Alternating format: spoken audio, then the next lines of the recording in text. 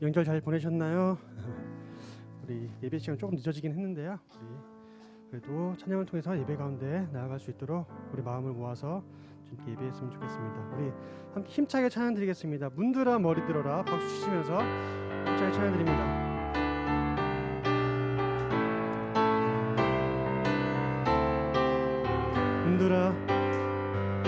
문들아 머리 들어라 돌릴지어다 영원한 문들아 영광의 왕 들어가시도록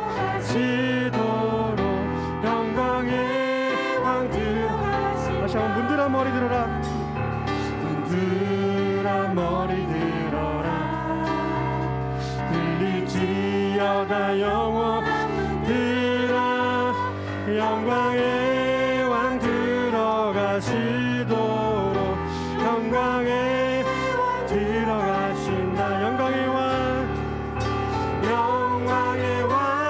왕이시뇨 강하고 능하신 주로다 전쟁에 능하신 주시라 찬양 위대한 문들아 머리 들어라 문들아 머리 들어라 들릴지어다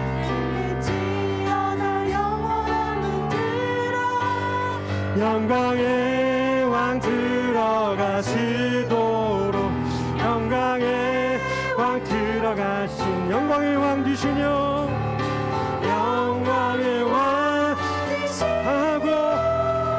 강하고 능하신 아멘 전쟁에 능하신 전쟁에 능하신 주시라 찬양 위대하신 왕께 만세 왕께 만세 왕께 만세 당신은 영광의 왕이야 찬양 위대하신 영광의 왕 되시니요 영광의 왕이시뇨 강하고 능하신 주로나 전쟁에 능하신 주시라 찬양 위대하신 왕께 만세 왕께 만세 왕께 만세 당신은 영광 왕이라 찬양 위대하신 할렐루야 주님밖에 하늘 위에 주님밖에 내가 사모할 자 이 세상에 없네 내 맘과 힘은 믿을 수 없네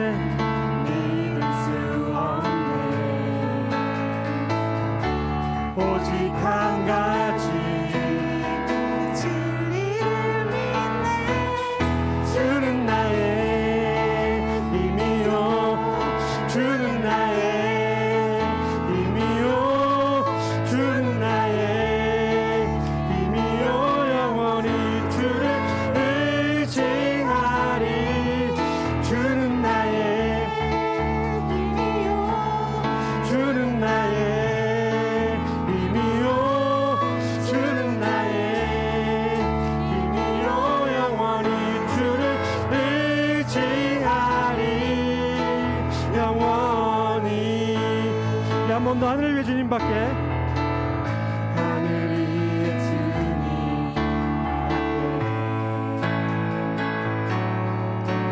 내가 사모할 자 이 세상에 없네 내 맘과 힘은 믿을 수 없네 오직 한 가지 진리를 믿네 주는 나의 힘이요 주는 나의 힘이요 주는 나의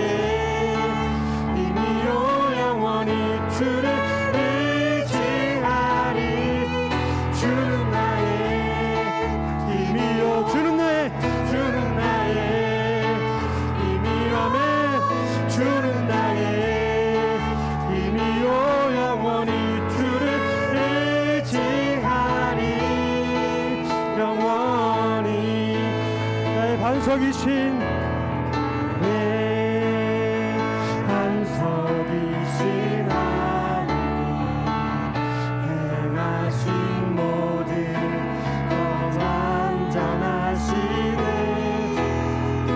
생명 대신 나의 생명 대신 하나님 내게 행하신 그 찬양합니다.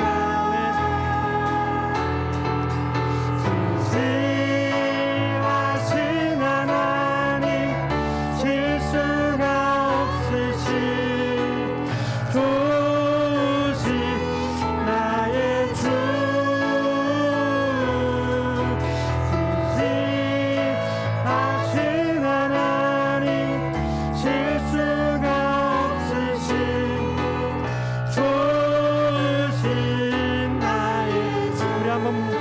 나의 반석이신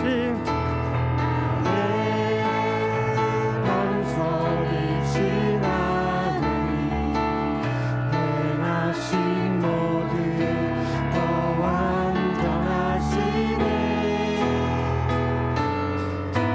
나의 생명 대신 하나님 내게 행하신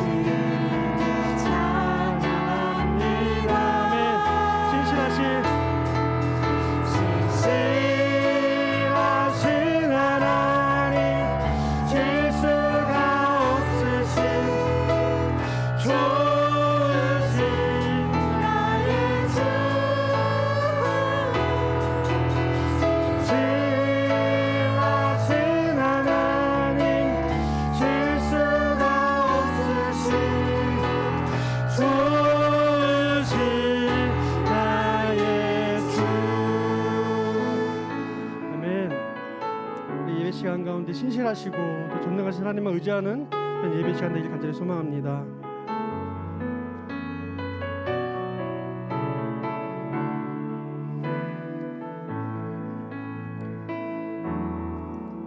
전능하신 나의 주 하나님은 잊지 못하실 일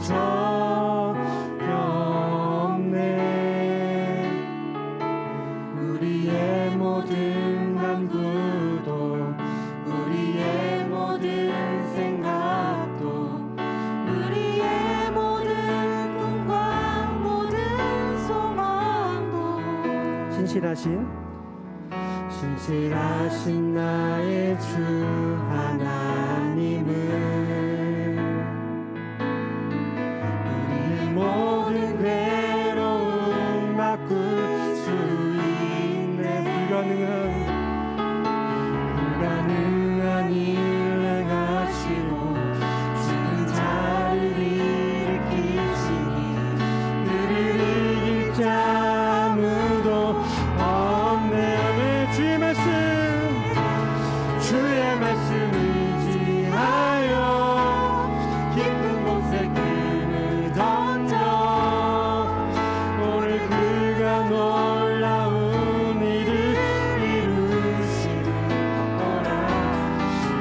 말씀 의지하여 믿음으로 금을 던져 믿는 자에게 믿지 못함 없네. 주의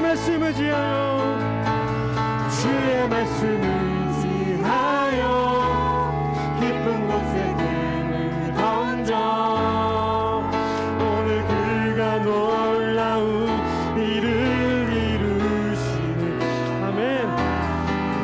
말씀 의지하여 믿음으로 금을 던져 있는 자에게 능치. 우리 한번 고백드립니다. 주의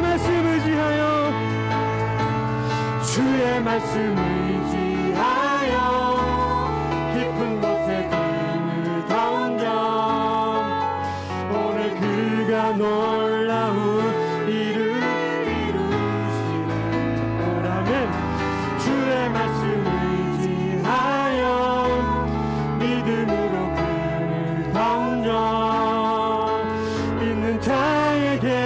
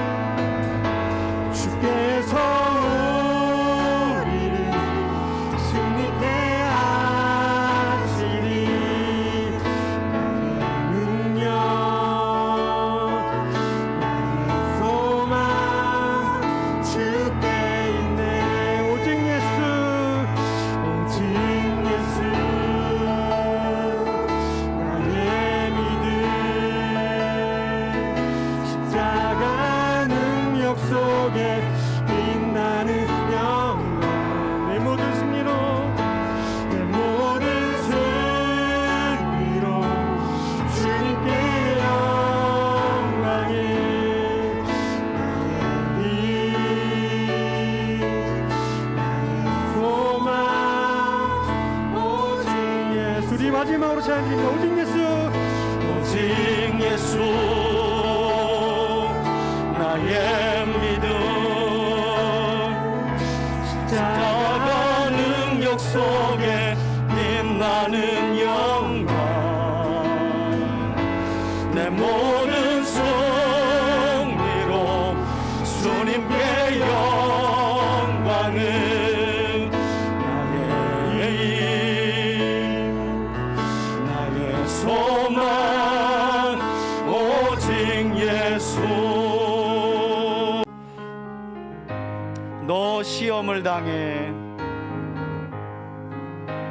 너 시험을 당해 죄 짓지 말고 너 용기를 다해 곧 물리치라 너 시험을 이겨 새 힘을 얻고 주 예수를 믿어 늘 승리하라 우리 구주의 힘과 그의 위로를 빌라 주님 내 편에 서서 항상 도우시리 내 친구를 삼가 잘 선택하고 내 언행을 삼가 늘 조심하라 너 열심을 다해 늘 충성하고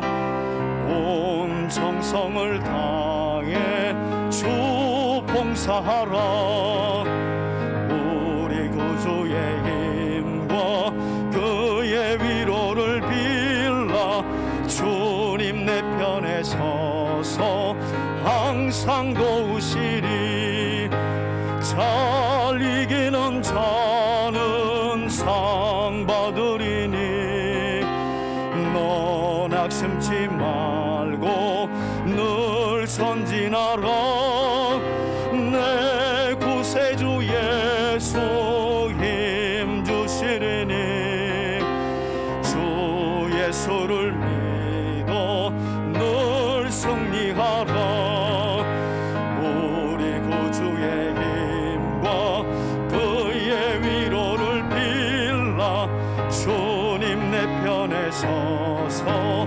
항상 도우시리 오늘 우리가 함께 나눌 하나님의 말씀은 여호수아서 6장 1절부터 11절까지만 보겠습니다. 이스라엘 자손들로 말미암아 여리고는 굳게 닫혔고 출입하는 자가 없더라.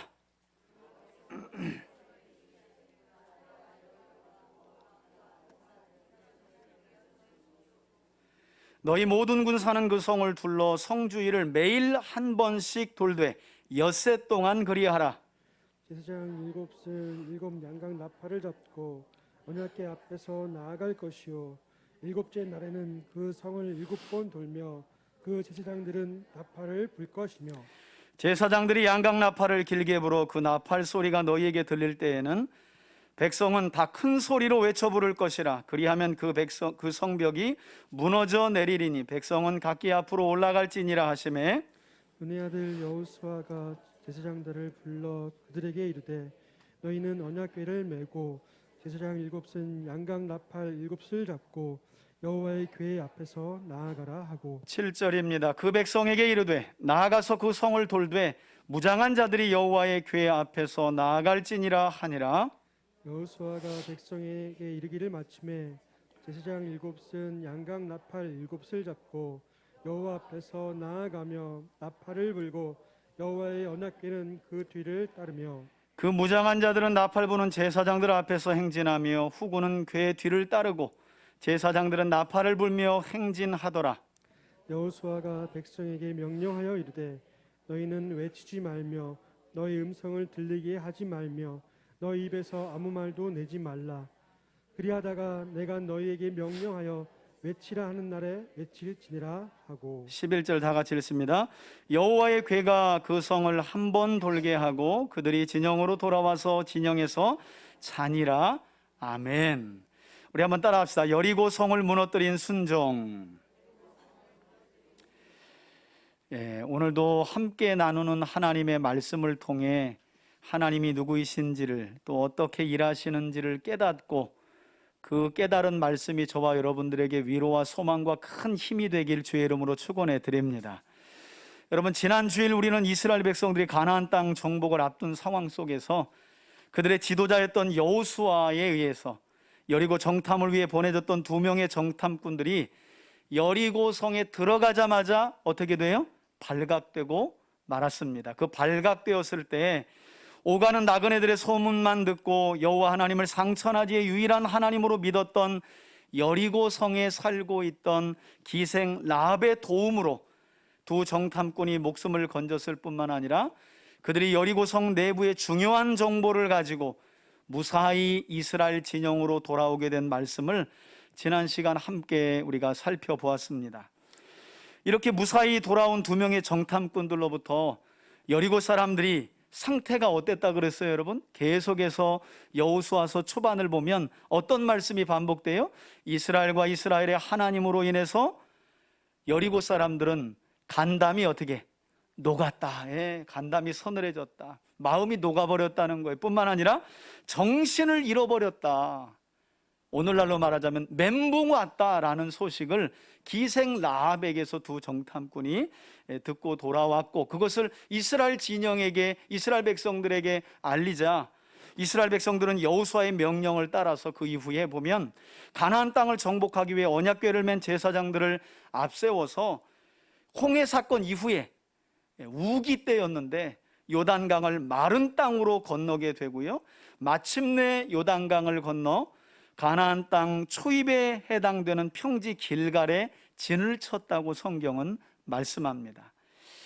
그러나 길갈에 진친 이스라엘 백성들은 곧장 큰 어려움에 봉착을 하게 되는데요, 이 어려움이 외세에 의한 것이 아니라 하나님 때문이었어요.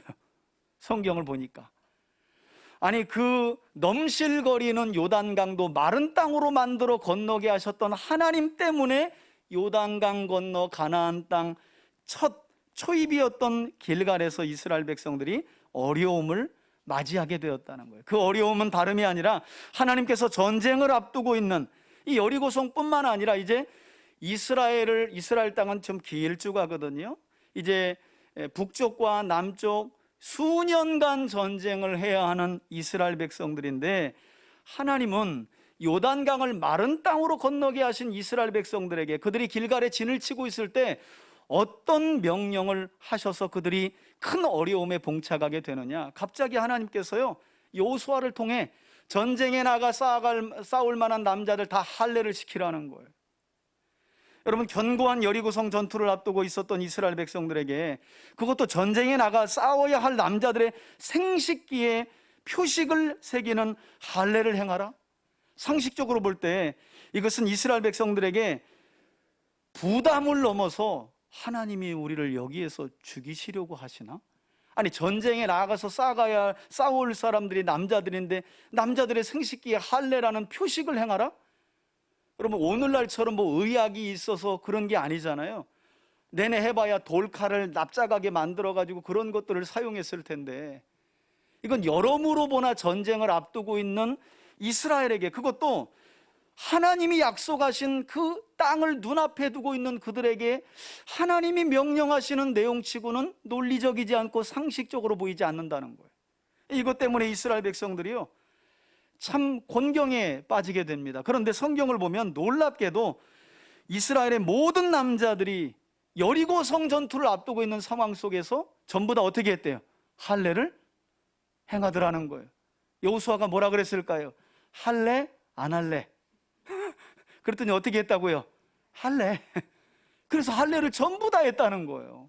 여러분, 기적 아니에요? 아니, 전쟁을 앞두고 있는 군인들에게 할래 안 할래? 할래. 이게 가능한 이야기냐고요. 그래서 구약학자들은 이것은 지난 광야 40년 이스라엘 백성들이 광야에서 훈련받은 이후에 믿음의 열매다. 그토록 하나님과 하나님의 약속이 주어질 때마다 불평하고 원망하고 안 된다 하고 그게 되겠냐 하고 우리를 광야에서 죽이려고 애굽에서 이끌어낸 거 아니냐 하고 하나님을 믿지 못했잖아요. 그래서 1세대들이 다 죽어갔죠. 그리고 이제 남은 2세대들을 데리고 새로운 지도자 여호수아가 마른 땅으로 만드신 요단강을 건너서 지금 길갈에 와 있는 거거든요. 그래서 그들은 이처럼 말도 안 되는 상식적이지 않고 논리적이지 않은 하나님의 명령에 전부 다 순종해요. 이거 기습이라도 당하면, 할례 받고 난 남자들에게 기습이라도 당하면 이거 다 죽을 일인데 놀랍게도 순종을 하고 말았다는 거예요. 문제는 여리고성 전투를 앞둔 이스라엘 남자들에게 할례를 행하라고 하신 명령, 제가 설명드린 것처럼 참 상식적이지 않고 논리적이지 않잖아요. 그런데 하나님께서는 이 이상한 명령을 한 번만 하신 것이 아니라 오늘 본문을 보면 실제로 여리고성을 함락하는 중에 또다시 논리적이지 않고 상식적이지 않은 명령을, 이상한 명령을 또 하고 계시다는 거예요. 왜 자꾸 하나님이 어떤 말씀을 하실 때 우리가 논리적으로 이해가 가면 순종하기가 더 낫잖아요. 조금 더 상식적이면 우리가 순종하기가 또 낫잖아요. 그런데 왜 논리적이지 않고 상식적이지 않은 명령을 연거푸하고 계신가? 우리가 이 대목을 좀 살펴볼 필요가 있는데요. 그래서 오늘 본문의 내용을 살펴보면서 하나님께서 여리고성 전투를 앞두고 있는 이스라엘 백성들에게 왜 또다시 할례 이후에 이 이상한 명령을 내리고 있는지, 우리가 그 이유를 알게 되면 어느 정도 우리 신앙생활, 우리 인생에서 겪게 되는 모든 문제들을 우리가 어떤 마음과 어떤 자세로 풀고 나가야 될 것인가에 대한 해답도 얻을 수 있다는 거예요. 자, 여러분 본문을 보시겠어요? 1절입니다. 이스라엘 자손들로 말미암아 기생라합이 살고 있던 여리고는 어떤 상태라고요? 앞서 기생라합은 이미 여리고 사람들이 이스라엘과 이스라엘의 하나님에 대한 소문만 듣고도 두려워 떨고 간담이 높고 정신을 잃었다고 증언한 일이 있는데요. 그로 인해 그들은 우리 쉬운 성경에 보니까 굳게 다쳤다는 말씀을 물 셀 틈 없이 이렇게 표현하고 있어요. 조금 더 우리에게 와닿죠? 그러니까 아예 그냥 빗장을 걸어 잠근 거예요. 아예 걸어 잠근 거예요. 굳게 다쳤고, 굳게 닫힌 그 성문으로 오가는 사람이 당연히 없었겠죠. 싸울 누가 엄두도 안 낸 거예요. 아주 견고한 여리고성의 빗장을 딱 잠궜기 때문에. 고고학자들에 따르면 가나안 땅의 첫 성인 여리고성의 역사는 놀랍게도 주전 9,000년이래요. 여러분, 아브라함이 주전 2,000년경으로 우리가 보는데 주전 9,000년경부터 이 여리고는 가나안 땅에 계속해서 있었다는 거예요. 그것이 우리에게 무엇을 말씀해 줍니까? 그만큼 여리고성은 견고했다는 거예요. 견고했다는 거예요. 오랜 역사를 가지고 아주 견고한 성이었다는 거예요. 그런데 문제는 그들이 지금 이스라엘과 이스라엘의 하나님으로 인하여 두려워 떨면서 성문의 빗장을 걸어 잠궜다는 거예요. 그토록 수많은 싸움과 전쟁에서도 굳건하게 지켜왔던 그 여리고성이 성문의 빗장을 걸어 잠글 만큼 두려워 떨고 있었다는 거예요. 자, 2절입니다. 이때 여호와께서 지도자인 여호수아에게 말씀하십니다. 뭐라고 말씀하세요? 보라, 내가 여리고와 그 왕과 용사들을 너희 이스라엘의 손에 넘겨주었으니 라고 말씀하세요. 여러분, 하나님께서는 이렇게 지난날의 약속을 다시 한번 이스라엘에게 상기시키면서 여리고성과 가나안 전투의 승패뿐만 아니라 오늘 이 2절의 말씀은 우리에게 무엇을 가르쳐주고 있느냐? 단순한 여리고성 전투뿐만 아니라, 더 나아가 가나안 전투뿐만 아니라 세상 역사의 주인이 누구신지, 세상 역사의 주권이 누구에게 있는지, 누구에게 있다고요? 하나님께 있다는 사실을 이처럼 명확하게 밝혀주고 계시다는 거예요. 내가 여리고 왕과 그의 군대와 그 땅을 너희에게 주겠다. 이건 세상 역사에, 세상의 주인이신 하나님만 하실 수 있는 말씀이에요. 안타깝게도 역사적으로 보면 이 사실을 이스라엘이 어디에 가서 깨닫게 되냐면, 나중에 분열 왕국 이후에 유다가 바벨론에 의해서 멸망당할 때 바벨론으로 포로로 끌려간 그들이 그 포로 연지에서 그들을 포로로 잡고 있는 느부갓네살 왕 입에서 다니엘서를 보면, 하나님은 어떤 하나님이냐? 나라를 세우기도 하시고 패하기도 하시며 왕 위에 누군가를 세우기도 하시고 끄잡아 내리시기도 하시는 상천하지의 하나님이심을 다니엘서 가서 나라 다 망한 뒤에 깨닫게 돼요. 그러나 하나님은 가나안 땅 정복을 앞두고 있는 이스라엘 백성들에게, 특별히 그들의 지도자인 여호수아에게 이 말씀을 하고 계신 거죠. 내가 넘겨주었다는 거예요. 그리고 이 약속의 말씀을 이스라엘 백성들에게 확신시켜주기 위해서 우리 성경은 내 손에 넘겨주었으니, 여러분 우리 성경도 이걸 문법적으로 보면 넘겨주었으니 라는 말은 과거예요, 현재예요, 미래예요? 과거죠. 그래서 하나님께서 놀랍게도 히브리어 원어를 보면요, 완료 시제로 내가 넘겨주었으니라고 말씀하고 있어요. 때가 되면 넘겨줄 터이니가 아니라 이미 넘겼다는 거예요. 앞으로 지금 이스라엘 백성들은 여리고성을 정복하고 싸워야 하지만 정복해서 취해야 하는 성임에도 불구하고 하나님이 내가 넘겼어. 이미 이렇게 완료 시제로 말씀하고 계시다는 거예요. 여러분 히브리서 11장 1, 2절 기억하시죠? 믿음은 바라는 것들의 실상이요 보지 못하는 것들의 증거니 선진들이 이로써 증거를 얻었느니라. 이게 무슨 말씀입니까? 오늘 말씀과도 연계되는 말씀인데요, 앞으로 일어날 미래에 관한 하나님의 약속이지만 그 약속을 믿고 확신하는 사람들은 마치 그 약속이 오늘 현재 이루어진 것처럼 누리며 살아갈 수 있다라는 거예요. 반드시 될 것을 믿기 때문에. 저는 이런 확신 있는 믿음으로 저와 여러분들이 세워져 가길 주의 이름으로 축원해 드립니다. 여러분 신앙생활은 사실 그 재미로 하는 거예요. 과거 수천 년 전 이스라엘에게 하신 말씀 같은데 오늘 나에게 주시는 말씀처럼 들리고, 저 미래에 일어날 일과 같은 말씀 같은데 오늘 나에게 주시는 약속처럼 들려서 그 말씀을 의지하고 나아가니 살아갈 맛이 나는 거예요. 환경은 안 변해요. 그러나 하나님의 약속 때문에 환경이 변해 보이는 거예요. 사람이 변해 보이는 거예요. 뭐가 되어져 가는 것을 믿음으로 볼 수 있는 거예요. 저는 이런 믿음이 저와 여러분들에게 있길 주의 이름으로 축원해 드립니다. 목회도 마찬가지죠. 힘들고 어려울 때가 한두 번 아니에요. 그러나 하나님의 약속이 있으니 또 한 번 힘을 내요. 신앙생활이라는 게 다 그런 거 아닌가요? 여러분들도 그렇잖아요. 뭐 사람요, 함께 동역하는 사람 있으면 위로받고 힘들죠. 그런데 제일 힘들 때가 또 그 사람 때문에 힘들 때가 많아요. 그때 하나님의 말씀이 우리에게 위로와 소망을 주잖아요. 그래, 다시 일어나야지. 내가 회복해야지. 미래에 이루실 그 약속 내가 오늘 이미 이루어진 것처럼 누리고 살아가야지. 할렐루야. 그게 바로 우리 신앙생활이에요.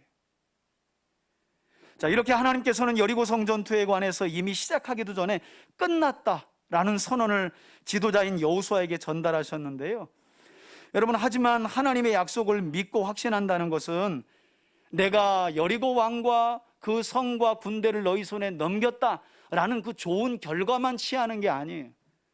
하나님의 약속을 믿는다는 건 그 좋은 결과만 달랑 믿는 게 아니라는 거예요. 하나님의 약속을 믿는다는 것은요, 그 약속이 성취되는 과정까지도 믿고 확신하면서 우리 눈과 생각에는 불안할 수 있지만 끝까지 순종하며 나아가는 것이 바른 믿음인 줄 믿습니다. 온갖 과정에서 뭐야 이거 하는 거야 마는 거야, 하나님 이렇게 하셨는데 뭐야, 이건 사실 약속을 믿는 게 아니에요. 좋은 결과만 보고 따라가는 게 믿음이 아니라 그 약속을 하나님이 이루어 가시는 과정 속에서 끝까지 순종해 나아가는 거, 그게 하나님의 약속을 믿는 거죠.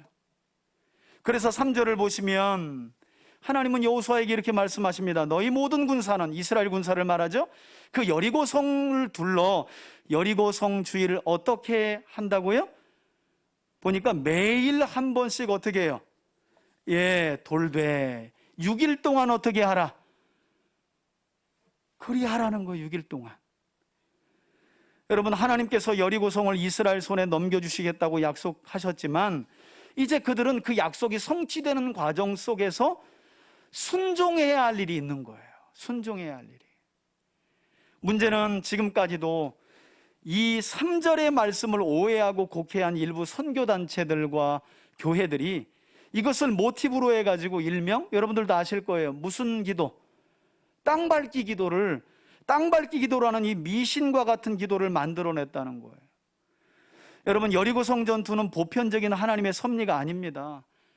역사 속에서 아주 특별하게 베푸신 하나님의 섭리예요. 그런데 이것을 누구에게나 다 적용할 수 있는 보편적인 진리로 오해해서 갖고 싶고 또 정복하고 싶은 것만 있으면 그것이 땅이든 건물이든 때로는 선교지이든지 간에 목표하는 것을 두고 빙빙 도는 것은 일종의 미신이지 결코 기독교 신앙이 아니라는 거예요. 저도 청년 때 몸담았던 섬기는 교회가 부지를 사서 이제 건물을 짓게 되었는데요. 그때가 이제 건물이 막 올라갈 때가 제가 신학교 학부생이었어요.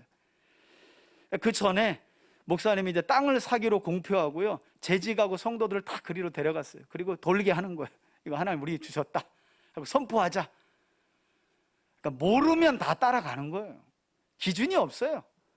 목사님 말이면 다 맞겠지. 성경 모르니까 그냥 다 따라가는 거예요.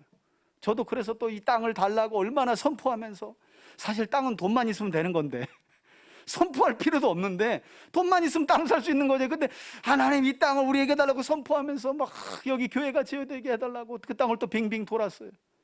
지금도 일부 선교단체들 가면 선교지에 가서 꼭 그러다가 이슬람 종교가 좀 굳세게 자리 잡은 지역 가면 늘 그러다가 어떤 경우는 피랍돼서 또 어려움 당하고, 또 그래서 나라 전체가 또 곤란한 지경에 빠지기도 하는. 여러분, 오히려 오늘 이 본문에서 중요한 교훈은요, 무조건 빙빙 돌기만 하면 하나님이 승리를 주시고 내 것이 되게 하신다는 것이 아니라 전능하신 하나님과 하나님의 말씀을 신뢰하고 온전히 순종하면 반드시 이길 수 있다라는 선언이 오늘 말씀인 줄 믿으시길 바랍니다. 이 돌기만 하면 주면 뭐 얼마나 좋아. 그냥 빙빙 돌지. 그냥 막 나미의 빙빙 뭐예요 그것처럼 그냥 늘 빙빙냥 돌면 뭐 그냥 얼마나 좋아요. 그래서 가질 수만 있다면 그건 성경적이지 않은 기도라는 거예요. 참된 기독교 신앙이 아니라는 거예요. 여러분, 고고학자들에 따르면 여리고 성벽은요, 가로가 300m, 세로가 한 200m 됐다고 그래요. 그래서 그 둘레가 대략 한 600m 넘는, 그래서 맘먹고 돌면 한 20-30분이면 충분히 돌고도 남는 둘레였다고 그래요. 그런데 이런 여리고 성벽을 하나님께서 일주일 동안 돌게 하셨던 것은 여리고 성뿐만 아니라 가나안 정복 전쟁 전체가 이와 같이 철저하게 하나님의 말씀에 순종하는 여부에 따라 승패가 갈라진다는 사실을 하나님이 교훈하시기 위해 이처럼 조금은 이상한 논리적이지 않은 명령을 하고 계시다는 거예요. 자, 계속해서 이어지는 4절 말씀을 볼까요? 이스라엘 백성들에게 6일 동안 매일 한 바퀴씩 여리고성을 돌라고 명령하신 하나님께서는 이제 지도자들인, 백성들이 아닌 지도자들인 제사장들에게 명령을 내리십니다. 여러분, 여기서부터 우리가 주목해야 될 건 7이라는 숫자예요. 사실 여호수아서 6장 전체를 보면 7이라는 숫자, 7, 7이 14번 나와요. 7 곱하기 2, 14번 나와요. 7이라는 숫자는 성경 안에서 하나님이 일하신다라는 것을 상징하는 숫자예요. 또 하나는 하나님은 완전하시다라고 하는 하나님의 완전하심을 상징하는 숫자가 뭐라고요? 7이라는 숫자예요. 그러면 하나님께서 왜 여리고성 정복과 전투를 앞둔 상황 속에서 이스라엘에게 7을 계속해서 반복하고 강조하시는지 알 수 있겠죠? 너희 생각과 너희 이성과 너희 논리로는 지금 내가 명령하는 이 전략이, 아니 6일 동안 매일 한 바퀴씩 돌래, 이게 전쟁을 앞두고 가능하기나 한 거예요? 이게 이성적이고 논리적으로 이해가 되지 않겠지만 나는 일하고 있다는 걸 7이 말해주고 있는 거예요. 나는 완전한 하나님이라는 사실을 7이라는 숫자가 계속 말씀해주고 있는 거예요.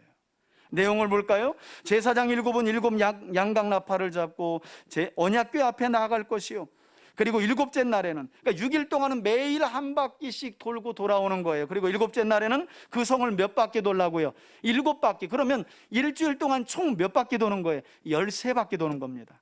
6일 동안은 매일 한 바퀴씩, 그리고 마지막 7일째에는 7바퀴를 돌고 그 제사장들은 나팔을 불 것이며 그래요. 자, 여리고성이 무너질 수밖에 없었던 이유가 여기 설명되고 있죠. 4절에 보니까 하나님의 임재를 상징하는 법궤, 그것이 이스라엘과 함께 했기 때문이었다는 거예요. 그러므로 하나님께서는 당신이 이스라엘 백성들과 함께하며 일하고 계시다는 사인을 보이시기 위해 숫자로 상징하는 어떤 숫자를 7이라는 7이라는 숫자를 계속 내가 일하고 있다, 내가 싸우고 있다, 그런 나 여호와는 어떤 여호와다? 완전한 여호와다 라는 사실을 7이라는 숫자로 계속 반복해서 주의시키고 있어요. 상기시키고 있어요. 여러분, 구약 성경에는 오늘 본문 외에는요, 이렇게 7이라는 숫자를 반복하면서 하나님의 사역과 완전함을 강조하는 다른 본문은 없어요. 그러니까 성경 66권 모든 본문을 다 봐도 7이라는 숫자가 한 장 안에 14번 나오는 장은 없어요. 여기가 유일해요. 아주 독특한 본문이에요. 자, 그런데 7이라는 숫자가 여기 못지않게 더 나오는 곳이 성경에 등장하게 됩니다. 이때로부터 약 1400년이 지난 후에 예수님께서 사랑하시는 제자 사도 요한을 통해서 성경의 결론인 요한계시록을 기록하게 하시면서 성경의 맨 끝에 보면 요한계시록이 있잖아요. 거기 보면 하나님의 사역과 완전함을 강조하는 7이라는 숫자가요, 1장부터 마지막 장까지 계속 거의 반복됩니다. 그래서 요한계시록을 보면 잘 들어보세요. 7편지, 7금초대, 7교회, 7별, 7인, 7나팔, 7대접, 7재앙, 7가지 복까지 계속해서 요한계시록은 7이라는 숫자를 반복하면서 세상 역사의 시작도 누구시고 하나님이시고 그 역사의 마지막도 누가 완전하게 이루신다는 거예요? 하나님이. 그래서요, 요한계시록은요, 7이라는 숫자가 1장부터 마지막 장까지 계속 나와요. 7. 두려워하지 말라는 거예요. 이 땅에 환란이 있고 재앙이 있지만 두려워 떨지 말라는 거예요. 누가 일하고 계시다는 증거라고요. 하나님이 사역하고 계시고 그 하나님은 어떤 분이다? 완전하여서 자기 백성을 지키시고 보호하시며 구원하시는 하나님이시니 두려워하지 말라는 의미로 7을 그렇게 많이 성경 결론에 넣어두셨다는 거예요. 자, 오늘 본문으로 다시 돌아와서 이렇게 7 제사장들이 마지막 7째 날 여리고성을 7바퀴 돌고 7 양강나팔을 분 후에 5절을 보시면 그 다음은 하나님께서 이스라엘 백성들이 어떻게 할 때 여리고성이 무너진다고요? 5절에 보니까 제사장들이 양강나팔을 길게 불어 그 나팔 소리가 너희에게 들릴 때에 백성은 다 어떻게 외쳐 부르라고요? 한번 따라 합시다. 큰 소리로, 예, 큰 소리로 외쳐 부를 것이라. 그리하면 여리고 성벽이 어떻게 해요? 예, 무너져 내리리니 그 백성은 각기 앞으로 올라갈지니라 하시니라. 여러분, 상식적으로 생각해 보면 전투를 앞두고 위험하게 성벽을 매일같이 도는 것도 상식적이지 않은데, 게다가 여리고 성벽을 향해 마지막 날 7째 날은 7바퀴를 돌고 성을 향해서 와 하고 소리치라고요? 그러면 어떻게 한대요? 성벽이 무너진대.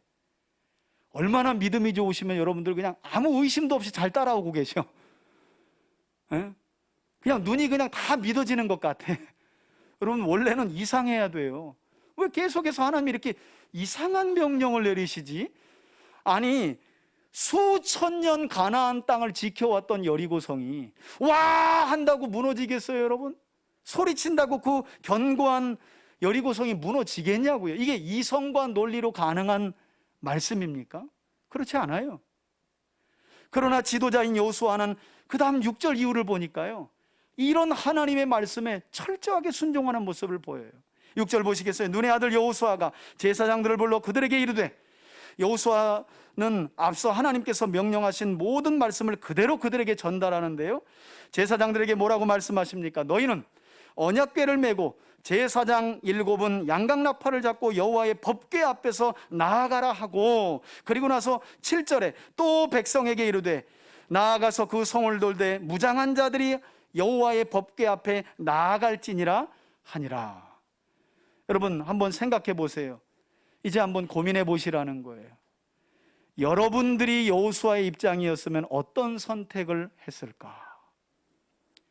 수천 년 동안 가나안 땅을 지켜왔던 여리고성, 견고한 여리고성, 빗장을 걸어 담근 여리고성을 정복해야 하는데 하나님이 6일 동안 매일 돌되, 그러니까 행렬을 보면 무장한 군인 몇 명이 언약궤 앞에 있고 그리고 제사장들이 있고 양강나팔을 잡고 있는 거예요. 그리고 언약궤를 맨 제사장들이 가운데 있고 그 다음에 그 뒤에 또 무장한 사람들, 그 뒤에 이제 이스라엘 백성들이 쭉 따라가는 거거든요. 이렇게 행렬을 이루어서 6일 동안은 하루에 한 바퀴씩 돌고 7일째에는 7바퀴를 돌고 소리를 질러라. 그러면 무너진다. 여러분 어떠세요? 여러분들이 여호수아의 입장이었다면 그 말씀에 아멘, 무너질 줄 믿습니다 하고 갈 수 있겠어요? 하나님 그거 말고 플랜 B로 아이고 그건 내가 아무리 이 계산을 해도 이 여리고성이 아이고 하나. 여러분 그래서 고대 영화 보시면 뭐 로마 전쟁이나 고대 이 전쟁사를 보면 항상 고대에서 성벽을 두고 싸우는 싸움은 어떤 싸움이에요? 토성을 쌓거나 이 성벽 아래 흙을 쌓아가지고 비탈길을 만들어서 성벽을 넘거나 또는 공성전이라고 해가지고 이따만한 돌을 뻥 던져가지고 성벽을 무너뜨려서 그 무너진 성벽으로 이 군인들이 들어가서 적진을 무찌르고 그런 내용이잖아요. 차라리 큰 돌 하나를 구해가지고 그렇게 해라 그러면 이게 이해가 가는데 계속 뺑뺑 돌기만 하고 마지막 날에 소리치면 무너진다? 여러분 한번 생각해 보시라고요. 과연 이 말씀에 여러분들은 여러분들의 상식과 논리를 내려놓고 주님 제가 그렇게 한번 해보겠습니다, 아니 지난 날을 한번 좀 생각해 보세요. 여러분 신앙생활 하면서 어떻게 신앙생활 해오셨어요? 하나님의 말씀이 들리셔도 혹시 내 생각에 이해가 안 되면 불순종하고 논리적으로 모순이 있으면 불순종하며 사시지는 않았나요? 늘 내가 이해가 돼야 움직이고 내가 설득이 돼야 움직이지는 않으셨나요? 그런데 여러분 그거 아세요? 하나님께서 여러분들을 택하시고 구원하신 하나님의 섭리는요 우리 머리로 계산이 안 되는 거예요. 우리를 사랑하셔서 죄 없는 아들 예수님을 십자가에 못 박혀 죽으시고 3일 만에 부활하심으로 우리의 죄를 완전하게 해결해 주신 사건은 우리의 계산으로는 이해할 수 없는 구원의 은혜라는 거예요. 이미 우리는 우리 이성이나 논리로는 계산이 안 되는 아주 특별하고 놀라운 하나님의 구원의 사랑을 입고 신앙생활을 출발한 거예요. 그런데 이상하게 신앙생활의 연륜이 오래되면 자꾸 등에 이 뒤에다가 있던 계산기를 꺼내요. 예배 드리는 것도 계산, 기도하는 것도 계산, 헌금하는 것도 계산, 누굴 돕는 것도 계산. 하나님은 계산하지 않고 우리에게 죄 없는 아들까지 십자가에 내어주셨건만 우리가 그렇다는 거예요. 여러분 여기에서 우리는 지도자 여호수아가 흔히 말하는 그런 거 있잖아요. 아이 목사님 뭐 여호수아가 그냥 단순하고 무식하게 믿습니다 하니까 그렇게 돌았겠죠, 백성들 데리고. 여러분 이렇게 생각하실까봐, 이렇게 오해하실까봐 제가 여호수아가 이 말도 안 되는 이상한 하나님의 명령에 온전히 순종할 수밖에 없었던 이유를 좀 잠시 설명드리려고 그래요. 제가 사실은 설명드리기보다는 출애굽기 17장 8절에서 16절을 읽을 건데요. 그 내용을 보면 여호수아가 출애굽 당시, 그러니까 이때로부터 40년 전에 한 전투 안에서 그가 생생한 체험을 한 가지 한 게 있기 때문이었어요. 하나님과 함께 하면서 이성과 논리로는 도무지 설명이 불가능한 어떤 전투에서 승리한 그 경험 때문에 하나님이 그냥 삥삥 돌아 그러면 삥삥 돌고 소리쳐 그러면 소리치겠습니다 아멘 할 수 있었다는 거예요. 천천히 본문을 읽어가면 여러분들이 충분히 이해할 수 있어요. 자, 40년 전에 여호수아는 어떤 전쟁에서 어떤 하나님을 만났길래 야 돌아라 그러니까 돌고 소리치면 무너진다? 아멘? 이런 믿음을 가질 수 있었을까? 우리 앞에 보시고 한번 본문을 천천히, 조금 기니까 천천히 읽겠습니다. 시작. 그때 아말렉이 와서 이스라엘과 르비딤에서 싸우니라. 모세가 여호수아에게 이르되 우리를 위하여 사람들을 택하여 나가서 아말렉과 싸우라. 여러분 그러니까 지금 40년 전 사건입니다. 애굽에서 나온 이후에 그때는 모세가 지도자였죠. 모세의 수종을 두는 여호수아에게 모세가 하나님의 명령을 받들어서 명령해요. 야 너는 지금 싸울 만한 이스라엘 사람들을 골라가지고 아말렉과 전쟁해야 되니까 나가라. 일단 모세가 그렇게 여호수아에게 명령을 내린 거예요. 자, 내일 읽습니다. 시작. 9절 시작. 내일 내가 하나님의 지팡이를 손에 잡고 산꼭대기에 서리라. 10절입니다. 여호수아가 모세의 말대로 행하여 아말렉과 싸우고 모세와 아론과 훌은 어디로요? 그러니까 지금 아말렉과 이스라엘이 전쟁이 붙었는데 저 산 아래에서는 여호수아가 이스라엘을 이끌고 아말렉과 막 싸우고 있는데 모세와 아론과 훌은 어디에 있는 거예요? 산 꼭대기에 지금 올라가 있는 거예요. 그 전쟁의 보이는 산 정상에 올라갔다는 거예요. 자, 11절입니다. 그때 어떤 일이 벌어지게 되냐면 시작. 모세가 손을 들면 이스라엘이 아말렉을 어떻게 이기고 모세가 힘이 들어서 손을 내리면 누가 이겨요? 아말렉이 이기더니 12절입니다. 모세의 팔이 피곤함에 오래 들고 있었으니까, 여러분 전쟁이 한 번에 끝나는 게 아니잖아요. 오래 들고 있었으니까 힘든 거예요. 피곤한 거예요. 그래서 그 뒤에 보니까 피곤함에 그들이 시작. 그들이 돌을 가져다가 모세 아래 놓아 그가 위에 앉게 하고 아론과 우리 피곤해서 내려가는 모세의 손을 어떻게 해요?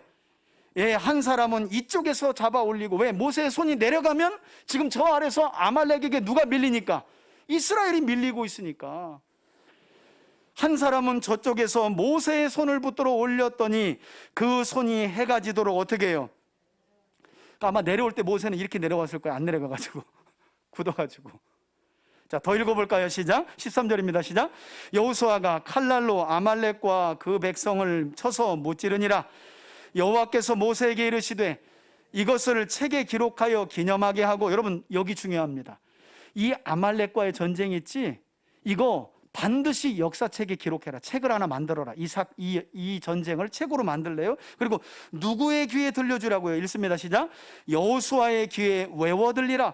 내가 아말렉을 없이하여 천하에서 기억도 못하게 하리라. 모세가 제단을 쌓고 거기에서 그 이름을, 하나님의 이름을 뭐라고 불렀다고요? 여호와 니시라는 말은 하나님이 우리에게 승리를 가져다 주십니다 라는 뜻이에요. 여호와 니시라는 말. 마지막으로 16절입니다. 시작. 이르되 여호와께서 맹세하시기를 여호와가 아말렉과 더불어 대대로 싸우리라 하셨다 하였더라. 아멘. 여러분, 이렇게 여호수아는 40년 전 출애굽 당시 광야에서 이스라엘 백성들을 뒤쫓아오며 괴롭혔던 이 아말렉 족속을 하나님께서, 싸움은 자신이 했지만, 여러분 싸움 중에 있는 여호수아가 뭘 알겠어요. 그런데 와서 보니까 모든 정황이 여호수아와 이스라엘 백성들이 잘 싸워서 아말렉을 무찌른 게 아니라 결국 누구 손에 달렸다 있었다는 거예요? 모세의 손. 그것은 누구 손에 달렸다는 의미예요? 하나님의 손에. 그걸 책에 만들어서 그 이후에 그 기록된 책을 모세가 어떻게 하라고 그랬었죠? 달달달 여호수아의 귀에 들려줘서 아주 외울 만큼 들려주라는 거예요. 그러니 당연히 여호수아는 그 전쟁사가 기록된 책을 항상 가까이 하면서 읽었겠죠. 그렇지. 그때도 하나님이 우리 지도자 모세의 손을 들어 우리로 하여금 아말렉과의 전쟁에서 승리하게 하셨지. 도무지 인간적이고 세상적인 전략과 논리와 상식으로는 맞지 않지만 하나님이 이스라엘 편에서 그들의 손을 들어주시니 전쟁에서 이긴 거였구나. 여호수아는요 40년 동안 그 책을 항상 곁에 두고 외워 달달달 외운 거예요. 그러니 하나님께서 돌아라 그러면 어떻게 해요? 아멘이 나올 수밖에 없죠. 그리고 7일째 7바퀴를 돌고 외쳐라 그러니 아멘이 나올 수밖에 없는 거예요. 전쟁은 누가 하시는 거기 때문에? 하나님이. 이스라엘은 그 하나님의 약속을 믿고 그 과정 속에 함께 순종하면서 나아갈 뿐이에요. 모든 걸 이루시는 분은 하나님이라는 사실을 여호수아가 40년 전에 아말렉과의 전쟁을 통해 확실하게 믿고 체험했기 때문에요. 뭐 엎드려라 그러면 엎드렸을 거예요. 야 물구나무로 돌아라 그러면 여호수아는 물구나무로 다 돌았을 거예요. 저는 그런 점에서 우리 3대 가족들이 아말렉 전투뿐만 아니라 그 외에도 수많은 전쟁을 통해 주의 백성 이스라엘에게 승리를 주셨던 이 하나님에 관해 기록된 성경의 말씀을 읽고 듣고 배워가면서 여호수아와 이스라엘처럼 믿음으로 확신할 수 있기를 바라고요. 그리하여 때로는 하나님의 말씀이 논리에서 벗어나 보이고 또 상식에서 벗어나 보일지라도 여호수아처럼 철저하게 그리고 온전하게 그 말씀에 순종하여 여호와 니시 곧 우리에게 승리를 가져다 주시는 하나님의 은혜를 충만하게 누리며 살아가는 여러분들이 되시길 주의 이름으로 축원해 드립니다. 그 믿음이 우리 안에 있어요. 여러분, 목사라도요, 어제 믿음 다르고 오늘 믿음 다릅니다. 그래서 지난날 하나님이 행하신 일들을 늘 성경을 통해 보는 거예요. 그게 소망을 줘요. 그게 지치지 않게 해요. 그게 앞으로 걸어 나갈 힘을 주더라고요. 매일 그래요. 매일. 아마도 여호수아가 이렇게 하지 않았을까? 낙심이 되죠. 무섭죠. 두렵죠. 여호수아 1장을 보세요. 얼마나 무섭고 떨렸으면 모세를 이어 지도자 자리를 이어가는 게, 너는 두려워하지 말라, 놀라지 말라, 강하거라, 담대하거라, 이런 말씀을 하나님이 너무너무 여호수아에게 많이 반복하잖아요. 그건 그만큼 여호수아가 두려워 떨었다는 거예요. 그러나 두려워 떨 일이 없어요.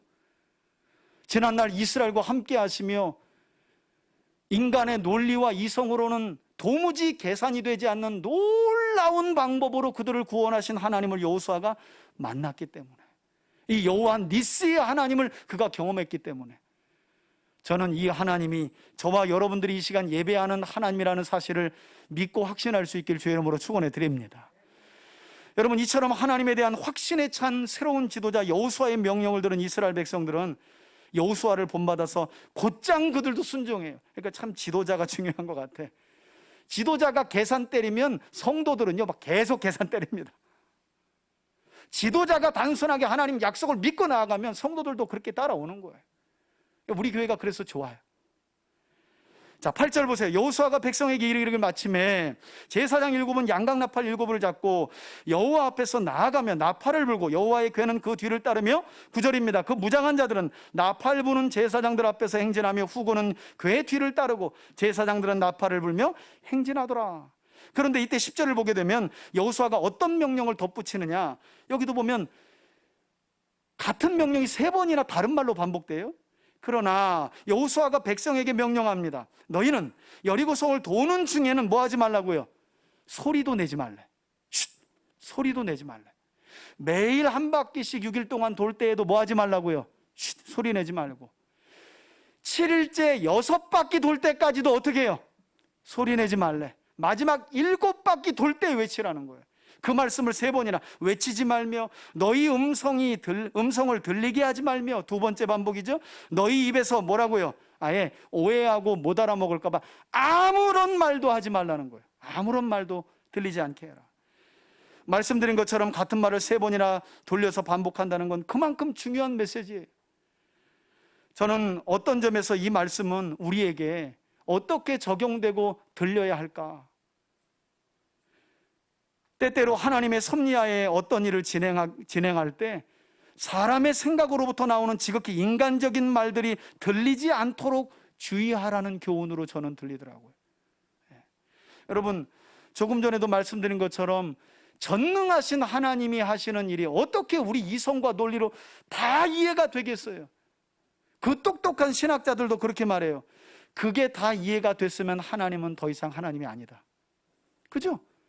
아니, 피조물인 우리가 지으신 창조주를 우리의 논리와 이성으로 다 분석이 가능하고 계산이 가능하다라면 그 신 아니죠. 사람이겠죠. 그러나 하나님은 그렇지 않다는 거예요. 저는 하나님께서 명하신 어떤 일을 할 때 오늘 여호수아가 백성들에게 명령하신 것처럼 저와 여러분들에게 인간적인 생각이나 말들이 나오지 않기를 예수님의 이름으로 축원해 드립니다. 자, 계속해서 볼까요? 그리하다가 내가 너희에게 명령하여 외치라 하는 날에, 그러니까 7째 날 말하는 거죠. 7바퀴를 돈 후에 큰 소리로 외치라 하고, 마지막 11절입니다. 여호와의 궤가 그 성을 한 번 돌게 하고 그들이 진영으로 돌아와서 그들의 진영에서 어떻게 했다고요? 한번 따라합시다. 평안히 잠을 잤다. 여러분, 도무지 상식적으로나 논리적으로 이해가 되지 않는 하나님의 말씀이라도 믿음을 가지고 확신하면서 순종했던 이스라엘 백성들은 이와 같이 전쟁을 앞두고 매일 밤마다 평안히 잠을 청할 수 있었다는 거예요. 근데 저는 이제 재밌는 상상을 하나 해봤는데 한번 저를 보시겠어요? 여러분, 무엇으로 보나, 역사적으로 보나 군사적으로 보나 월등한 건 여리고성에 있는 군인들이에요. 그러니 그 수천 년을 버텨왔겠죠. 붙었다 하면 백전백패는 사실 이스라엘에게 정해진 거예요.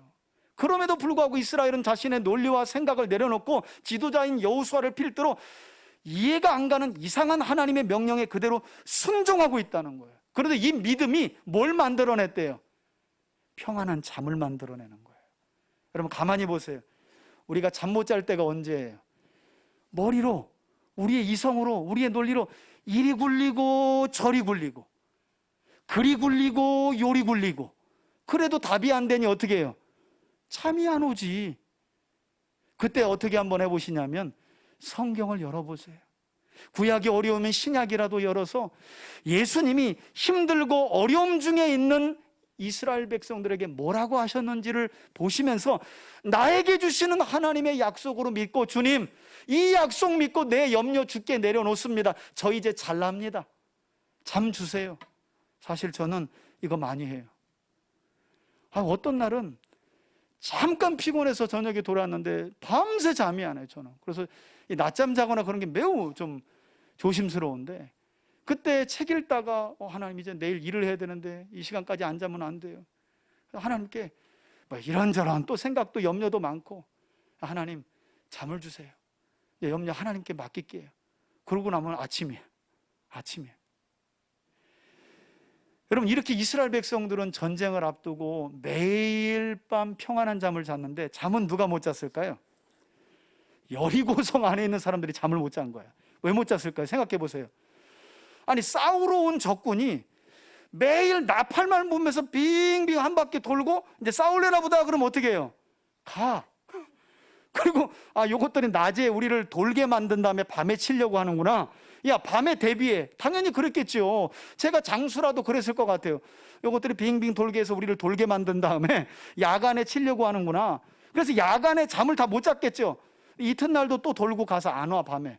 3일째도 안 와. 얘들은 지금 며칠 동안 꼬박 샌 거예요? 7일 동안 꼬박 샜네요. 여러분 7일 꼬박 새면 야 하면 그냥 쓰러져. 야 하면 깜짝 놀라 쓰러진다니까.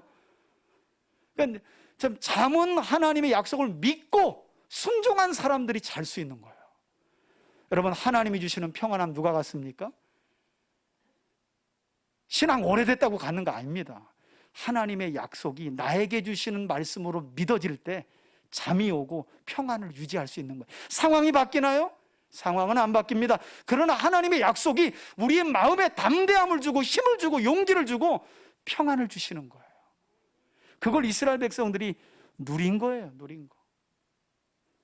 흥미로운 사실은요, 이 여리고성 전투의 결말이 20절에 기록이 되어 있는데 저는 이거 읽고 얼마나 심겁게 느꼈는지요. 아니 그 과정에 대해서는 지금 얼마나 길게 설명했어요.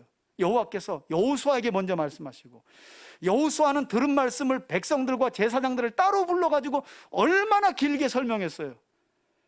그 정도 길게 설명했으면 여리고성을 향해 그들이 소리 지를 때 동쪽 성벽부터 도미노처럼 무너지기 시작하는데 막 이래가면서 성벽에 섰던 군인들이 압사당하고 뭐 거기서 화재가 일어나고 그래서 완전히 승리를 줬더라, 뭐 이런 게 좀 상상이 되는데 그냥 뭐가 나와요? 이스라엘이 소리 지르니 성벽이 무너졌다, 끝. 그럼 왜 그럴까요? 하나님이 말씀하고 싶은 요지는 여리고성이 어떤 방법과 어떤 식으로 무너졌는지가 아니라는 거예요. 여호수아와 이스라엘이 말도 안 되는, 이성적으로 계산이 안 되고 논리적으로 계산이 안 되는 하나님의 말씀에 순종할 때에 어떤 일이 일어났는가. 그래서 하나님은 오히려 여리고성을 정복하기 전 하나님의 명령과 그 명령을 전달하는 과정을 아주 길게 설명한 거예요. 봐라, 내가 준 말씀을 여호수아와 이스라엘이 얼마나 디테일하게 철저하게 순종했는지를. 아까 말씀드렸잖아요. 20-30분이면 돌 수 있는 성이에요. 그냥 한 번에 계산해봐요. 계산 6일 동안 한 바퀴, 이게 13바퀴 돌면 무너진다는 거구나. 그럼 하루 13바퀴 다 돌아 와 한다고 무너졌을까요? 만약에 그렇게 무너질 거라면 하나님이 그렇게 하셨겠지요. 그런데 왜 한 바퀴 돌고 가서 자라, 한 바퀴 돌고 가서 자라. 여러분 그때 여러분들이 이스라엘 군중에 속했다고 생각해 보세요. 오만 잡다는 생각 들지 않았겠어요? 야 이게 되냐 안 돼. 야, 며칠째냐 이거. 야 이거 뭐, 야 우리가 바보 된 것 같다. 쟤들은 더 이상의 눈이 막 이래가면서 이게 되냐? 야, 소리 지르라고 되냐? 야, 일단 조용히 해봐. 그런 생각하지 않았겠어요? 하나님께서 그 과정에 대한 철저하게 순종하는 과정을 이처럼 자세하게 묘사하고 있다는 거예요.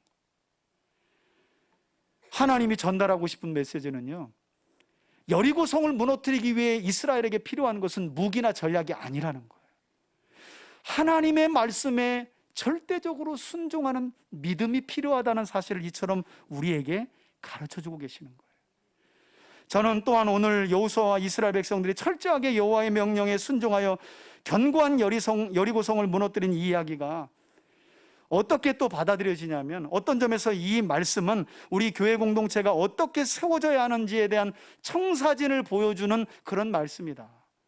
무슨 말인가 하면, 교회에서 지도자인 목회자는 하나님의 말씀을 빼놓지 않고 1.1핵이라도 더하거나 빼지 않고 날마다 확신 있게 성도에게 가르쳐줘야 하고, 누구처럼? 여호수아처럼. 지도자부터 계산 돌리고, 야, 이게 돈다고 되냐, 소리 지른다고 되냐, 이거면 뭐 끝난 거죠. 뭐 교회는 이러면 세워져 갈 수 없어요. 목회자는 하나님이 행하신 일에 대한 확신을 가지고 하나님의 말씀을 더하거나 빼지 않고 성도들에게 가르쳐 주는 것이고요, 이렇게 목회자에게 하나님의 말씀을 듣고 배운 성도들은 자기 생각과 말을 닫는 거예요. 자기 생각과 말을 내려놓고 하나님의 말씀에 철저히 순종할 때, 여러분, 우리 삶의 그 어떤 견고한 여리고성과 같은 문제라 할지라도 하나님은 반드시 무너져 내리게 하실 줄 믿습니다. 사실 신앙은 이거 싸움이에요. 내 생각과 말을 내려놓는 거예요. 이때 또 막 아주머니들 입간질 와가지고, 야, 이거 되냐 뭐 하냐 이랬다면 또 여리고성은요, 큰일 날 사건이에요. 그런데 정말 조용했다는 거 아니에요. 인간적인 생각과 인간적인 말이 하나님의 구원 역사에 들어가지 않도록 아주 철저하게 순종했다는 거예요. 저는 이런 순종으로 저와 여러분들이 믿음 가운데 세워져 갈 수 있기를 주의 이름으로 축원해 드립니다. 그래서 바라기는 지금도 여전히 우리 삶을 가로막고 있는 견고한 여리고성과 같은 문제들 또한 우리가 하나님의 말씀 앞에 우리의 생각과 말을 내려놓고 철저히 그 말씀에 순종하기만 하면 그 순종이 하나님께서 기적을 일으키는 재료가 되고, 그리하여 견고한 여리고성이 기적적으로 무너짐과 같이 우리 삶의 견고한 문제들도 한순간에 와르르 무너져 내릴 것을 믿고 확신하면서 한 주간도 순종하는 삶으로 승리하는, 그것이 크든 작든 여러분 인생의 모든 견고한 여리고성들이 여러분들의 순종을 통해서 무너지는 승리의 삶을 살아가는 저와 여러분들이 되기를 주의 이름으로 축원해 드립니다. 아멘. 이제는 우리 주 예수 그리스도의 은혜와 하나님 아버지의 사랑과 성령의 교통하심이 이스라엘의 철저한 순종으로 인해 견고한 여리고성이 무너짐같이 주의 말씀이 눈에 보여지고 귀에 들려지고 마음에 새겨질 때 그 말씀을 붙들고 기도하며 순종하는 우리를 통해 우리 인생의 그 어떤 견고한 성이라도 무너뜨리시는 하나님이심을 믿고 나아가는, 그 하나님을 의지하며 한 주도 승리하기를 소원하는 우리 교우들 머리 위에, 저들의 가정과 자녀 위에 이제로부터 영원토록 함께 계실지어다. 아멘.